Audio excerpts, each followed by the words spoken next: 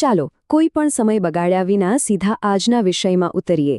આજના આ એક્સપ્લેનરમાં આપણે વાત કરવાના છીએ સૂર્યપ્રકાશ વિશે, પણ અરે, રોજિંદા પ્રકાશ વિશે બિલકુલ નહીં હો. આપણે સૂર્યના સ્પેક્ટ્રમમાં છુપાયેલા પેલા 52% અદૃશ્ય હિસ્સા વિશે વાત કરીશું. અને સૌથી રોમાંચક વાત એ છે કે 2025-2026ની અત્યાધુનિક સોલાર ટેકનોલોજી કેવી રીતે આ સ્પેક્ટ્રમને હેક કરીને ઊર્જાની આખી દુનિયાને બદલી રહી છે.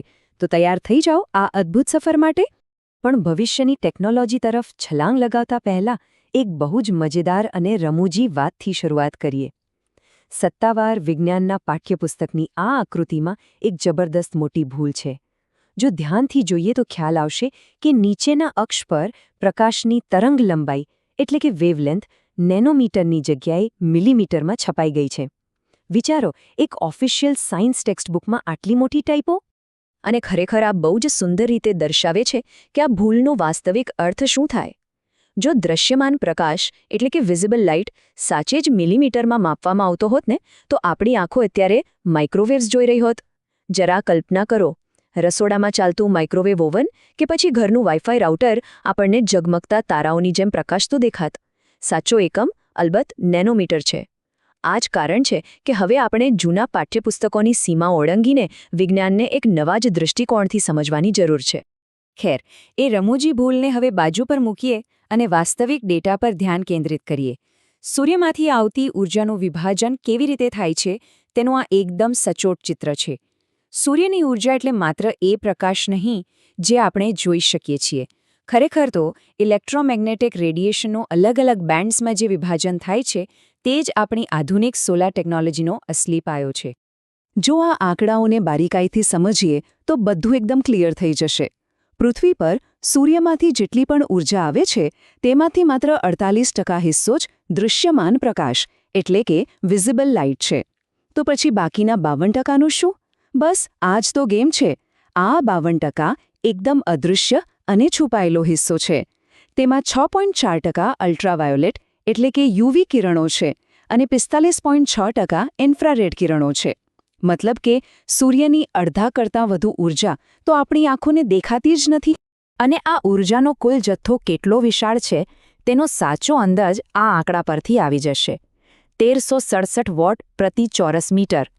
વિજ્ઞાનની ભાષામાં આને એક્સ્ટ્રા ટેરેસ્ટ્રીયલ ઇરરેડિયેશન કહેવાય છે. એકદમ સરળ ભાષામાં સમજીએ તો પૃથ્વીના વાતાવરણની બહાર દરેક ચોરસ મીટર પર સૂર્ય 1367 વોટ જેટલી જબરદસ્ત શક્તિ સતત ફેંકી રહ્યો છે. આ કોઈ નાની સૂની વાત નથી.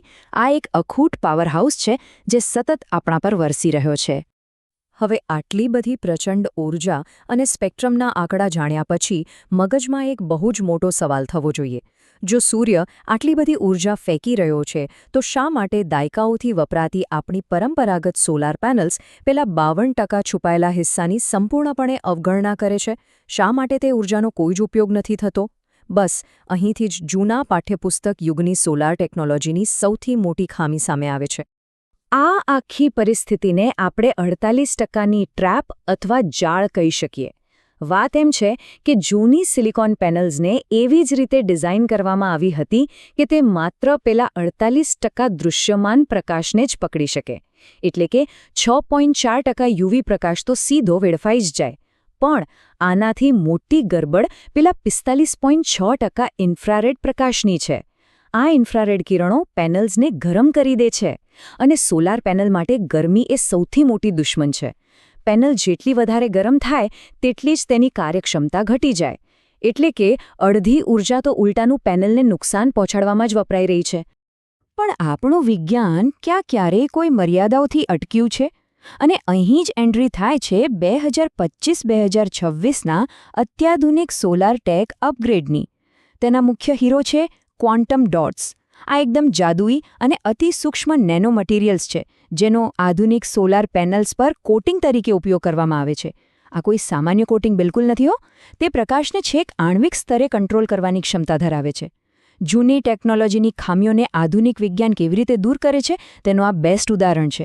આ ક્વોન્ટમ ડોટ્સ ખરેખર તો સૂર્યના પ્રકાશ માટે એક હેક જ છે.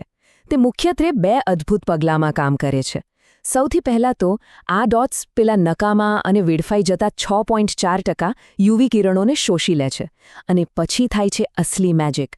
આ ડોટ્સ શોષાયેલા યુવી કિરણોનો સ્વરૂપ બદલીને તેને વાપરી શકાય તેવા દૃશ્યમાન પ્રકાશ તરીકે પાછા ગ્લો કરે છે. એટલે કે હવે આપણી પેનલ આ નવા પ્રકાશને આસાનીથી વીજળીમાં ફેરવી શકે છે.